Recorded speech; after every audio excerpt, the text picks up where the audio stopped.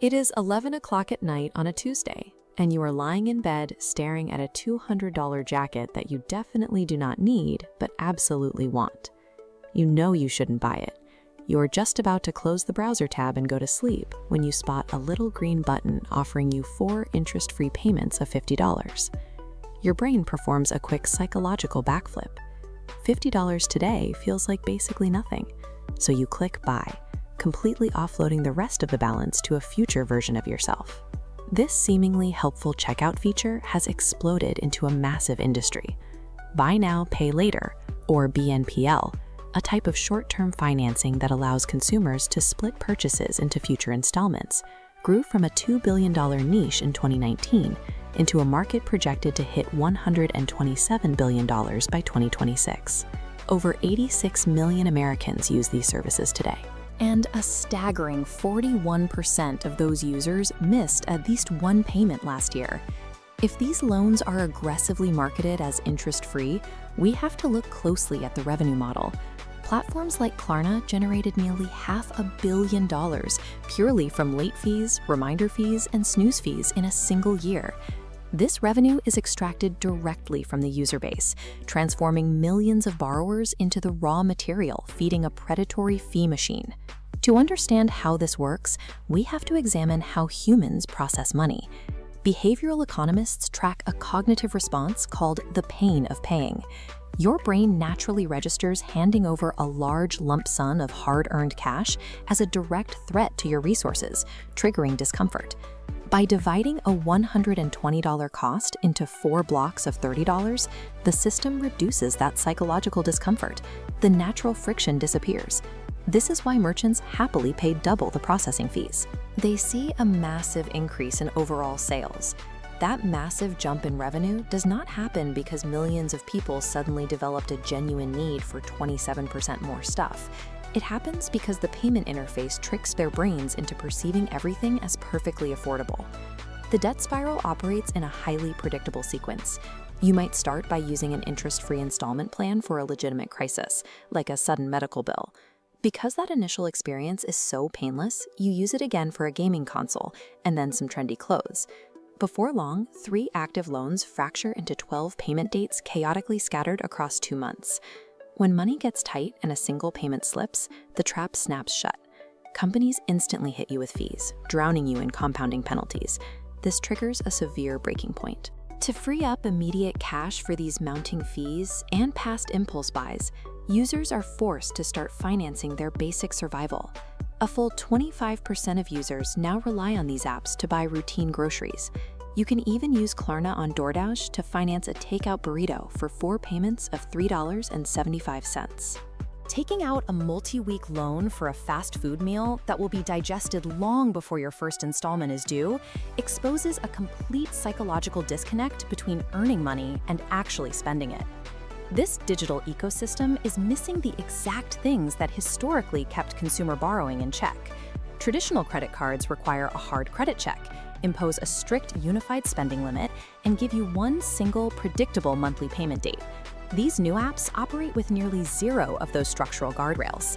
National data reflects a deteriorating situation. Federal Reserve reports show nearly 24% of active users have made a late payment, a sharp increase from the previous year.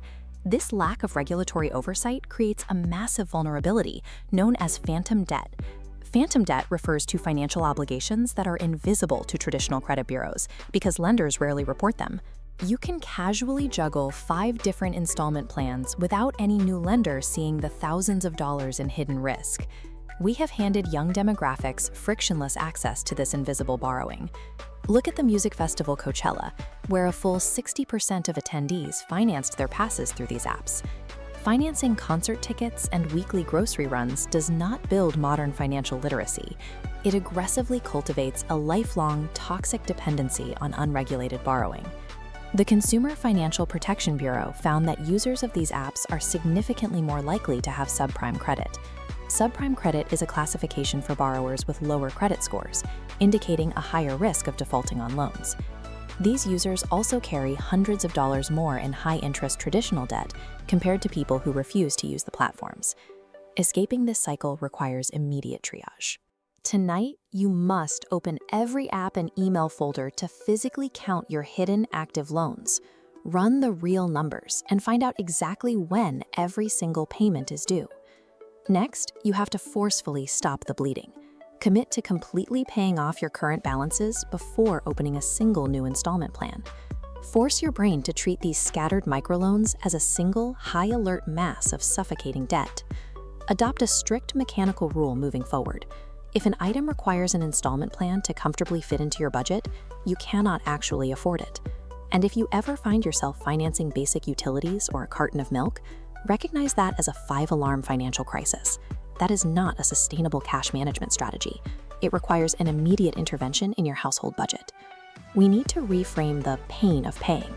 That psychological discomfort is not an outdated annoyance keeping you from buying nice things. It is a vital, protective survival instinct designed to stop you from parting with money you do not have. Every pay in 4 commitment is a trade with your future self. You might avoid the pain of paying today, but that balance will eventually be settled through cash, exorbitant late fees, or the lifelong mental weight of perpetual consumer debt. Picture this. It is 3 in the morning. You are lying awake, staring at the ceiling, cycling through survival mathematics. If your car breaks down tomorrow, if your laptop dies, or your pet needs emergency surgery, Harvard researchers call this exhaustion the bandwidth tax. Financial fear runs constantly in the background, like an open smartphone app you can never close. It consumes your mental energy and starves the brain's prefrontal cortex by continuously running worst-case calculations. Scientists have measured the precise cost of this strain. Acute financial stress leads to a temporary drop of 13 IQ points. To put that in perspective, that is the same cognitive hit you take from losing an entire night of sleep. This also triggers a specific hormonal response. Financial fear floods your system with cortisol, your body's primary stress hormone. These constant spikes physically lock the brain into a defensive, reactive posture, where making proactive, long-term decisions becomes nearly impossible. Chronic financial stress forces you to function at a diminished capacity. You are operating a compromised machine. Repairing this system and stopping the constant drain requires a specific milestone, exactly $10,000. $10,000 creates an immunity shield against disasters that trap people in debt. Automotive emergencies, costing between $500 and $3,000, become a mere annoyance. The same math applies to medical anomalies, letting you handle bills without resorting to high-interest credit cards. Most importantly, this timeline illustrates the defense against job loss. $10,000 gives the median earner roughly 3 to 6 months of breathing room. This provides a mathematical fortress. While it won't fix every structural economic issue, it gives you the buffer needed to survive an interruption in income, buying you the time required to be selective about your next move, rather than accepting the first offer out of desperation. Financial experts call this the emergency fund effect. Ironically, most people who build a $10,000 safety net never actually spend it on emergencies. The primary value comes from the psychological piece of knowing the money is there. Think about the moment your check engine light illuminates. If you have 0 savings, your stomach drops and your cortisol spikes. But with $10,000 in the bank, that identical glowing light triggers a different biological response. It becomes a mild inconvenience. This brings us to decision fatigue, a psychological phenomenon where the sheer volume of choices degrades the quality of your decisions over time. Living paycheck to paycheck requires thousands of exhausting, defensive micro-calculations every single day just to survive. When you cross the $10,000 mark, 90% of these micro-decisions evaporate. You stop agonizing over whether you can afford name-brand pasta because an extra $2 will no longer threaten your checking account balance. Removing that constant panic frees up massive amounts of mental bandwidth. You finally have the energy to look at your life and make strategic optimizations, like shopping for better insurance rates that actually save you more money over time. A $10,000 buffer rewires your relationship with risk. It shifts you from playing constant financial defense to looking for opportunities to play offense. Individual dollars begin to feel less precious. A person with zero savings might skip a $50 networking event because it threatens their survival. But the person with a safety net can comfortably invest that money in an opportunity that might lead to a significant raise. This safety net removes the desperation that often sabotages job hunters. You walk into interviews with a calm confidence, and you negotiate your salary and benefits more effectively because you aren't operating from a place of fear.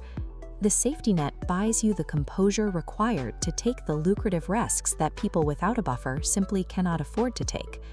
If you are currently staring at a bank balance that makes your chest tighten, saving $10,000 probably sounds impossible. You might feel like there is nothing left over after your basic expenses are met. This chart shows a revealing reality check. The average American unintentionally leaks over $3,000 every year on mindless convenience spending and unused subscriptions. Redirecting just a portion of that capital allows you to hit the $10,000 goal in less than 3 years. Saving the first $1,000 is incredibly difficult. It requires willpower, lifestyle shifts, and confronting your habits. However, once you build the discipline, saving the subsequent thousands becomes a habit. The process becomes almost automatic. Crossing this milestone builds a confident, resilient identity. While the money provides the safety net, the version of yourself you forged to put it there remains your most valuable asset. The person you become while building that floor is the real key to long-term wealth.